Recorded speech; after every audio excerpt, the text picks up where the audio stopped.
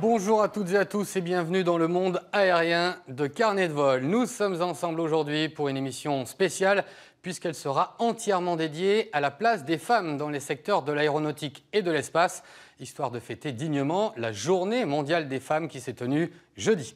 Voilà pourquoi nous sommes ici au siège de l'Agence spatiale européenne à Paris, car nous allons y rencontrer une femme extraordinaire, médecin, scientifique, ministre. Elle fut et elle reste encore aujourd'hui la seule femme française ayant voyagé dans l'espace. Vous l'avez peut-être déjà reconnue, il s'agit de Claudie Aigneret. Mais avant de nous entretenir avec elle, voici le sommaire de cette émission, donc 100% féminine. Elles sont plus nombreuses que par le passé, mais restent encore des exceptions. Les femmes pilotes de l'armée de l'air. Nous irons à la rencontre de l'une d'entre elles. Elle est pilote d'hélicoptère et nous emmènera à bord suivre une de ses missions. Là aussi, la norme évolue, mais un équipage 100% féminin chez Air France reste une exception. Rencontre avec cette femme, commandant de bord, et sa collègue copilote aux commandes de la navette Toulouse-Paris. C'est un signe encourageant. L'École nationale de l'aviation civile, qui forme à de nombreux métiers aéronautiques, a décidé de prendre à bras-le-corps la féminisation de ses formations. Claudie Aigneret, bonjour et merci de nous accueillir ici au siège de l'Agence spatiale européenne à Paris. Nous sommes ensemble pendant 26 minutes pour essayer de définir la place des femmes dans les milieux aéronautiques et spatiaux. Et vous êtes bien sûr un témoin et même une actrice de cette féminisation d'un monde qui, il faut bien le dire, reste encore très masculin. Est-ce que vous êtes tout d'abord d'accord avec ce premier constat ? Oui, particulièrement dans ces métiers de l'aéronautique et du spatial. Je dirais plus généralement dans d'autres métiers des sciences et de l'ingénierie type sciences dures. Il y a effectivement un déficit, je dirais, en présence féminine dans les métiers d'ingénieur et dans certains postes de responsabilité. Alors voilà pour cette première vision globale, spatiale, j'ai envie de dire. On va rentrer dans le détail maintenant avec votre parcours et nos reportages. Mais on commence par votre parcours. Vous êtes aujourd'hui conseillère auprès du directeur général de l'Agence spatiale européenne. Qu'est-ce que ça signifie? C'est quoi votre mission exactement?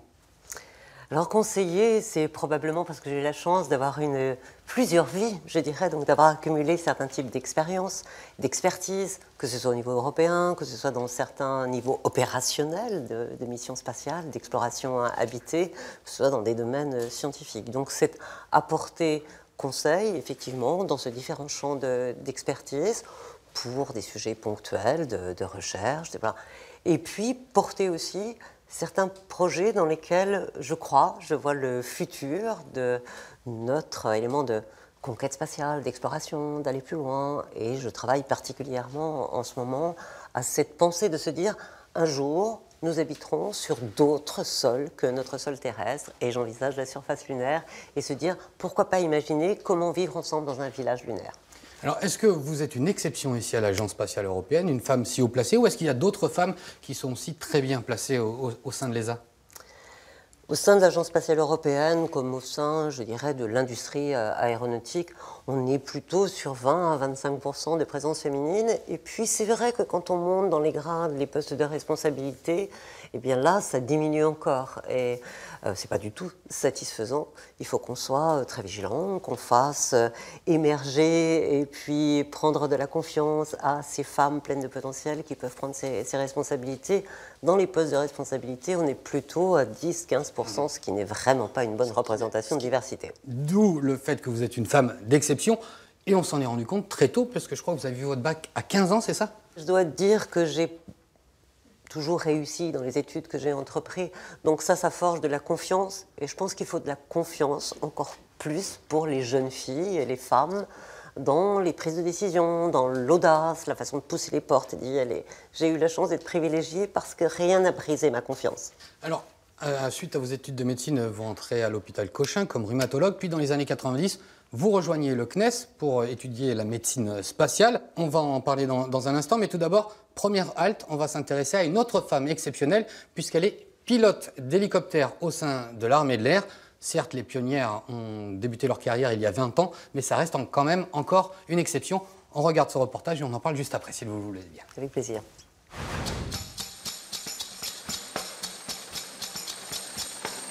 Par tous les temps, de jour comme de nuit, l'escadron d'hélicoptères le Parisis est en alerte pour protéger le ciel parisien.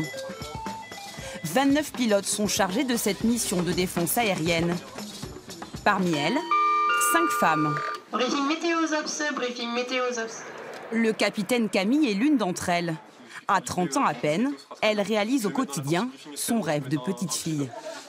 Camille, toi tu t'occupais de la météo, partie notamment plan de vol. J'avais une dizaine d'années quand j'avais dit à mes parents je vais être pilote, c'est mon rêve. Bon, au début ils m'ont dit oh, elle va sûrement changer d'avis. Et puis en fait non, je n'ai pas changé d'avis, j'ai continué, j'ai travaillé et donc je suis arrivée jusque-là. Il y avait donc des modèles de femmes dès le début, aussi bien dans l'avion de chasse que dans le transport que dans les hélicos. Donc le parcours était déjà ouvert et il ne restait plus qu'à suivre la trace de ces pionnières. On partirait donc de Villacoublay par l'ouest, on irait sur Chartres, Melun. Au Parisis, la première femme pilote est arrivée à la fin des années 80. Camille, elle est ici depuis 2 ans, après avoir suivi 6 années de formation militaire, où elle était la seule femme. En aucun cas, je me suis sentie mise de côté ou inférieure, pas du tout. C'était vraiment... Bon, j'étais sur le même pied d'égalité que tous mes collègues et quand c'était dur pour moi et pour les autres. Je pense qu'on est tous en uniforme, etc. Donc ça, je pense que ça lisse quand même pas mal de choses.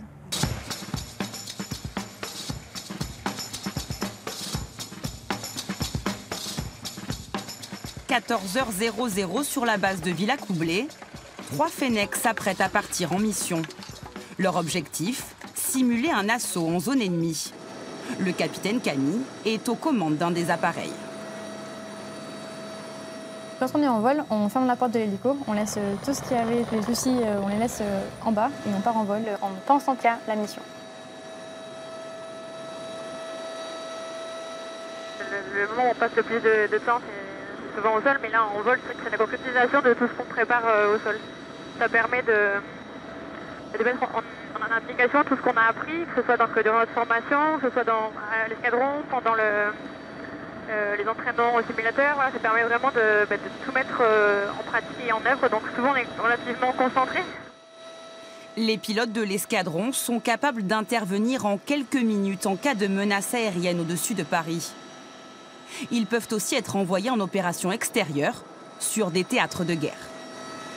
Sur des situations comme ça, relativement graves, je maintiens que la préparation fait toute la différence. Donc que ce soit un homme ou une femme, tant qu'il est préparé, il n'y a pas de souci. Il y a beaucoup d'infirmières militaires femmes et pour autant elles sont soumises à des visions de corps très abîmés, tout autant que les hommes, et elles résistent tout aussi bien, voire peut-être mieux.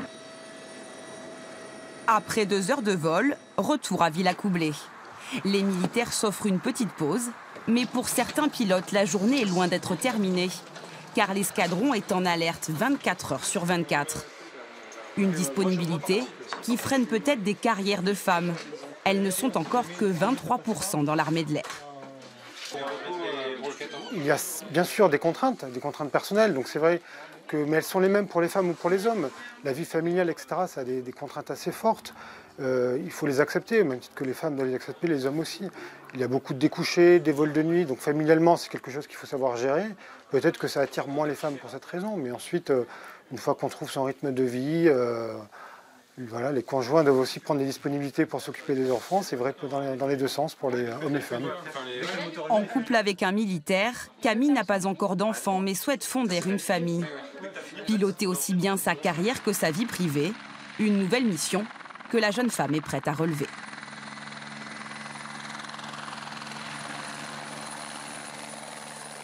Alors, Claudie Agnuret, associée vie privée et vie professionnelle, c'est toujours plus dur pour une femme, comme on l'a entendu dans le reportage?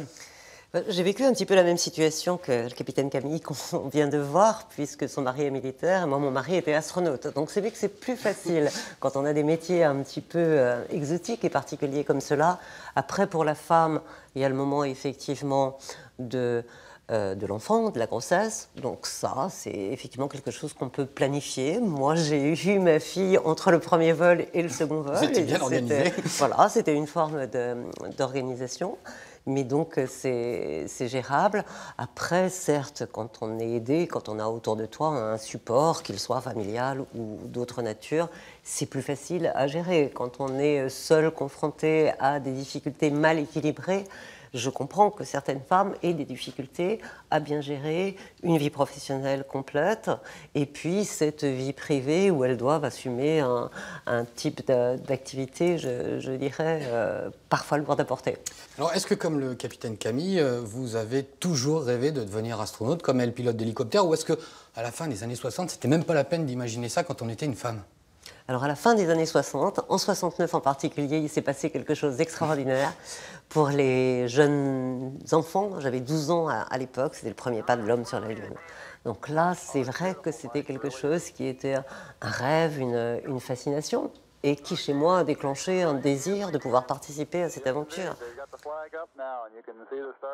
Moi, j'ai eu la chance d'aller jusqu'au bout de ce chemin qui m'emmenait au rêve de voler. Il a été déclenché, c'est vrai, par cette vision absolument fascinante du premier pas de l'homme sur la Lune. Est-ce que c'est à partir du moment où, dans les années 90, vous rentrez au CNES, que vous vous dites que c'est faisable, ou est-ce qu'avant, vous y croyiez quand même? En fait, ça s'est passé un petit peu différemment. J'étais médecin rhumatologue à l'hôpital Cochin et le CNES, l'Agence française de l'espace, a publié un appel à candidature parce qu'il recrutait de potentiels astronautes, soit pour les systèmes pilotés, soit des scientifiques pour mener à bien les programmes scientifiques dans le laboratoire en orbite, la station spatiale. Voilà. Et ça a réveillé mon rêve d'enfance. J'ai candidaté, j'ai été sélectionnée, j'ai travaillé beaucoup pour acquérir des formations complémentaires, en particulier une thèse de sciences. Et ensuite, je suis rentrée au CNES, à la fois candidate astronaute et puis en charge de ces programmes scientifiques. C'était un petit peu une façon de poser des cailloux sur le chemin, me faisant passer de la candidate astronaute à l'astronaute en préparation pour une mission. Il faut aussi préparer, il faut donner de la chance à la chance. Et quand on est la première, est-ce que finalement c'est plus dur ou plus facile que celle qui pourrait venir derrière, qu'on attend toujours, je le signale, mais est-ce que finalement le fait d'être la pionnière, ça ouvre pas des perspectives immenses? Avec beaucoup d'humilité, je suis la première et la seule française. Oui. La première femme dans l'espace, c'est Valentina Tereshkova. Je parle pour la France. En 1963. Donc ces pionnières, elles sont là.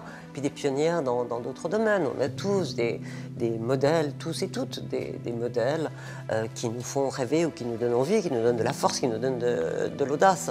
Mais j'ai quand même été surprise parce que en 85, au moment de ma sélection, parmi les candidats, il y avait 10% de candidatures féminines. Eh bien, la sélection de l'Agence spatiale européenne en 2008, donc 25 ans plus tard, il n'y avait là encore que 10% des jeunes femmes. Alors, votre premier vol, il a lieu en 1996. On va l'aborder dans quelques minutes. Mais tout d'abord, direction le cockpit d'un avion d'Air France, un cockpit 100% féminin. C'est assez rare pour être signalé. Mais vous allez voir que du côté des passagers, la féminisation du pilotage des avions de ligne ne pose pas vraiment de problème. Regardons.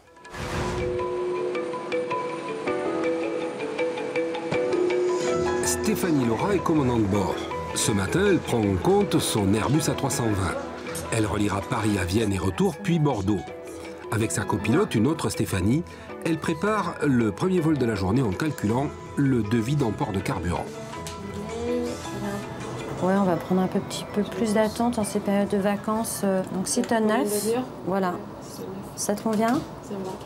Et puis ça passe au niveau charge maxi, donc il n'y a pas de problème. On va prendre le pétrole en considérant le terrain de dégagement le plus proche, puisqu'il fait très beau à l'arrivée. Les conditions météo sont très bonnes. Bonjour. Donc je vous présente Stéphanie Vance, notre copilote aujourd'hui. Moi je suis Stéphanie Car Laurent. aujourd'hui, l'équipage sera tout féminin. Donc quand ils ont mis la cagoule, ils se sont fait mal au cervical. Donc, Le briefing, c'est la première rencontre de ces 5 navigants qui feront équipe pendant plus de 12 heures. Les 5 femmes arrivent à leur avion. Pendant que les PNC préparent la cabine, le commandant de bord fait le traditionnel tour d'appareil.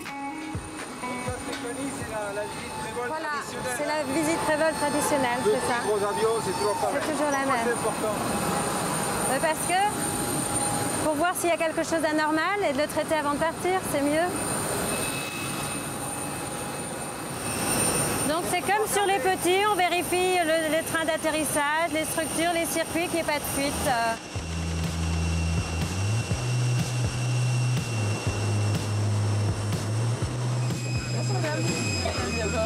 Bonsoir monsieur, de là-bas. C'est vrai que ça a tendance encore à les surprendre aujourd'hui quand c'est une femme qui prend le micro pour faire les annonces. Ah tiens, c'est une femme aujourd'hui qui nous emmène à telle destination. Effectivement, il y a toujours un effet de surprise. Je trouve qu'il y avait un peu plus de douceur dans l'équipage, mais un peu plus de relation. Le relationnel est un petit peu différent. Alors, before start, checklist. Pins and covers, signs. Quand on part en week-end ou en vacances, au bout d'un certain temps, c'est vrai que ça nous manque un petit peu et on a envie de revenir dans nos cockpits et de voler et de voir la terre d'en haut et de revoir ça avec nos yeux un petit peu de gamin et toute cette passion qui est toujours là. Des femmes qui, chefs de cabine, hôtesses ou pilotes, ont depuis très longtemps la vocation de voler. J'ai postulé chez les militaires et je suis tombée sur un vieux militaire qui m'a dit « Ma petite demoiselle », j'avais 15-16 ans, « L'armée, c'est pas fait pour les petites filles ». Et c'est vrai que je me suis, après avoir discuté avec mes parents, je me suis dit que l'armée, ça correspondait pas à ma personnalité. Yatima, bonjour, numéro 1, vent 310 degrés sinueux, appelez 4 nautiques final. Après 4000 km de vol au-dessus de l'Europe, la journée bien remplie de cet équipage se termine. Le nombre de femmes pilotes est stable chez Air France, il se situe toujours autour des 7%, ce qui fait d'un équipage tout féminin une chose toujours exceptionnelle. Alors Claudie Aigneret, dans l'aviation, les femmes ont eu toute leur place au temps des pionniers, puis soudainement elles ont disparu des radars. Comment est-ce que vous expliquez cette situation ? Alors peut-être que les jeunes femmes ont davantage besoin qu'on les accompagne pour avoir confiance. On dit souvent qu'il y a une autocensure, un manque de confiance à avoir cette audace d'avancer. Mais il y a quand même encore beaucoup de clichés dans l'éducation, pas seulement l'éducation à l'école, l'éducation dans les médias, l'éducation dans la famille. Donc je pense qu'il faut vraiment encore agir beaucoup sur cette période de façon à donner les possibilités de s'orienter, quel que soit son désir. Tout est ouvert, tout est possible. Alors, imaginons que vous ayez une baguette magique. Comment est-ce que vous imaginez votre successeur ou successeuse, pour reprendre ce néologisme de Madame Royal à une certaine époque, parce que même en français, le féminin n'est pas toujours évident. Comment est-ce que vous la voyez, cette deuxième femme française dans l'espace ? Alors, une deuxième européenne de nationalité française. Oui. On est à l'Agence spatiale européenne, on l'a bien compris.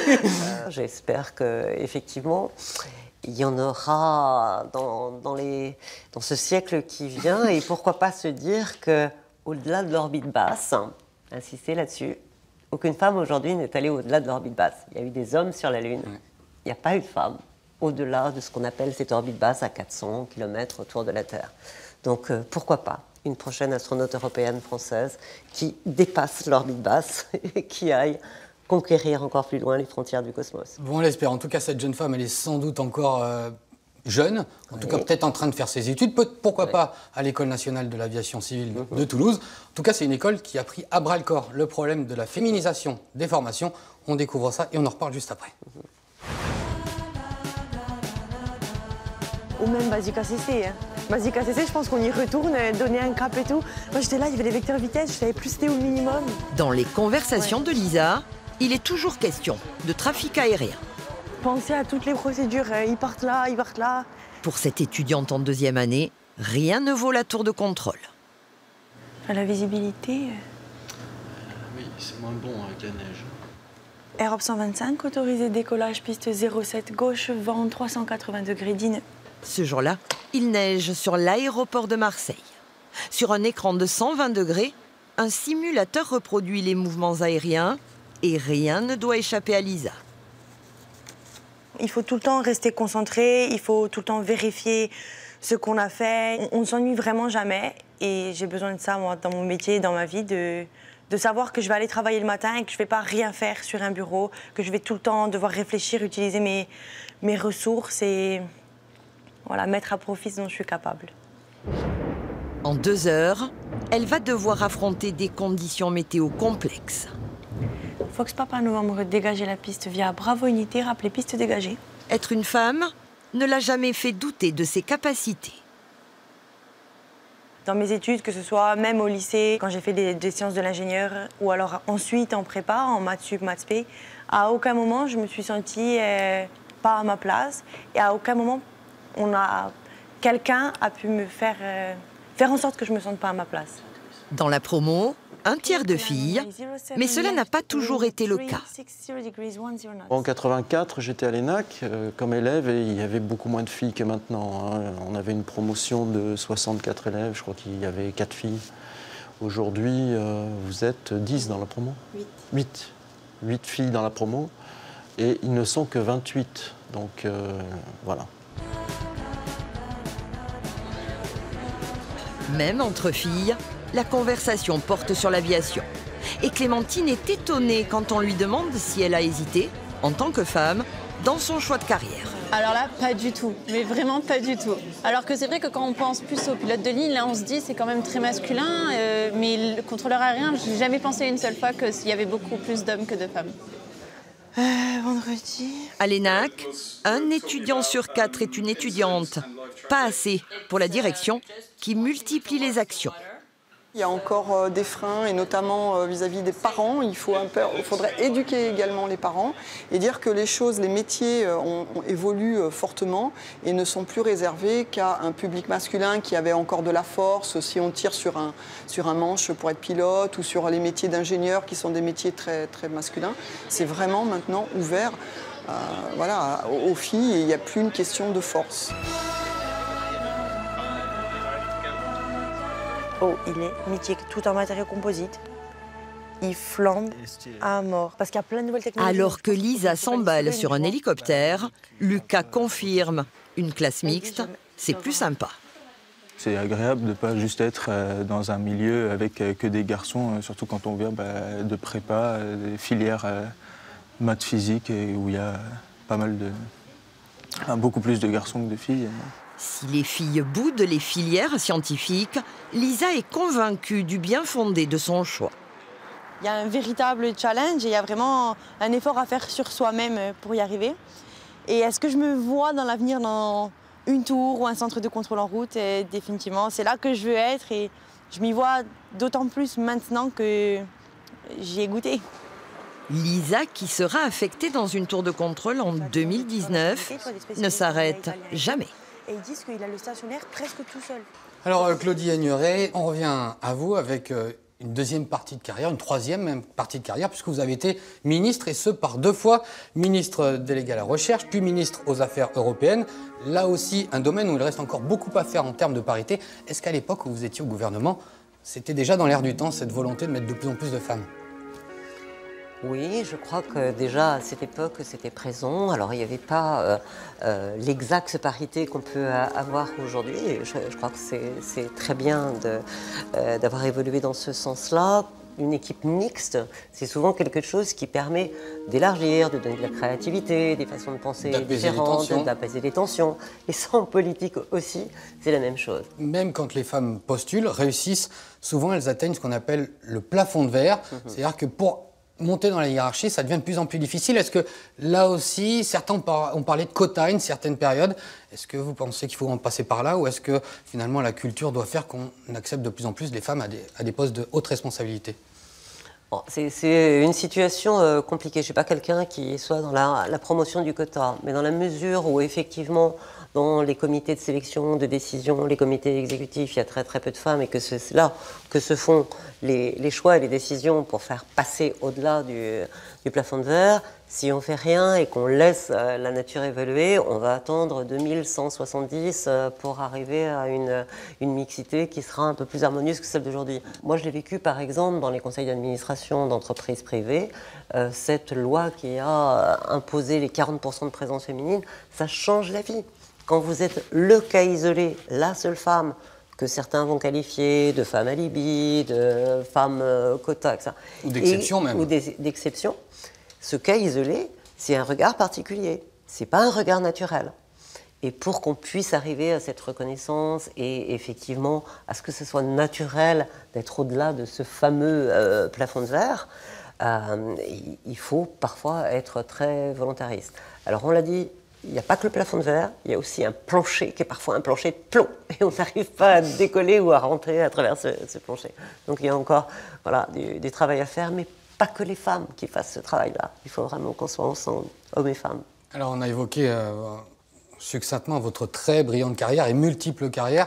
Qu'est-ce que vous nous proposez pour votre avenir dans les mois, dans les années qui viennent? Qu'est-ce que vous allez faire, vous, Claudie Agnuret? Une autre carrière encore ou vous allez rester à l'Agence spatiale européenne et vous occuper des projets de développement? Je pense que c'est important qu'aujourd'hui, on réfléchisse à qu'est-ce que c'est notre humanité, qu'est-ce qu'on veut en faire, comment on prépare nos enfants à cette humanité et que seront les métiers de demain.